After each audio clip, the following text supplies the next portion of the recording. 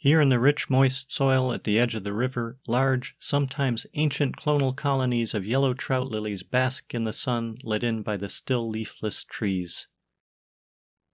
These are true spring ephemeral wildflowers, sometimes having to deal with snowy weather that the early spring can bring. Their mottled leaves are reminiscent of trout, although some call them dogtooth violets because of the tooth-like bulb or corm underground.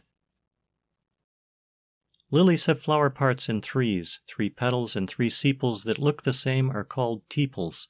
They recurve, and 6 long stamens protrude from the nodding flowers. Only plants with 2 leaves flower, and few set seed. Propagation is mostly done underground.